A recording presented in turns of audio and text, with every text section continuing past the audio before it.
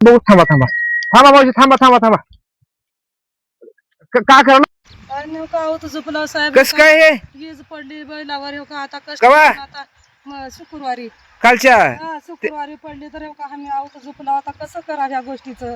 लातूर जिल्ह्यातल्या देवणी तालुक्यातील बोमडी बुद्रुक गावचे शेतकरी काशीनाथ गायकवाड यांचा बैल हा वीज पडून वारला.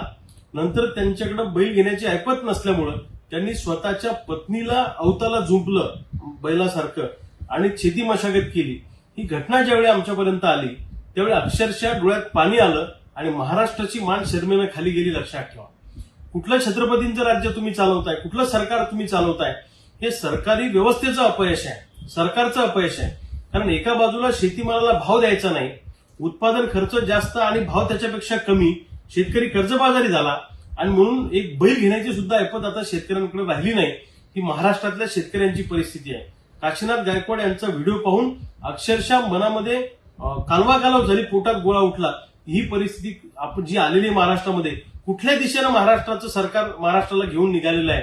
हा छत्रपतींचा महाराष्ट्र आहे, शाहू फुले आंबेडकरांचा, महात्मा फुल्यांचा महाराष्ट्र आहे. या महाराष्ट्रात जर एका महिलेला बैलासारखा अवताला झुंपून घ्यावं लागत असेल तर आपण काय मिळवलं या महाराष्ट्रामध्ये, हे पूर्णपणे सरकारचं अपयश आहे.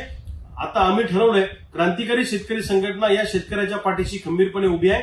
आमचे सगळे पदाधिकारी या शेतकऱ्याची जाऊन भेट घेतील, त्यांना सर्वतोपरी मदत करतील. पण महाराष्ट्रातल्या अनेक शेतकऱ्यांमध्ये जी वेळ आली याला पूर्णपणे सरकार जबाबदार आहे. सरकारने वेळीच पावलं ओळखावी आणि शेतकऱ्यांच्या होणाऱ्या आत्महत्या थांबवण्यासाठी आणि जी परिस्थिती या शेतकऱ्याला ही परिस्थिती वाचवायची असेल तर शेतीमालाला उत्पादन खर्चावर आधारित भाव देणं ही सरकारची जबाबदारी आहे.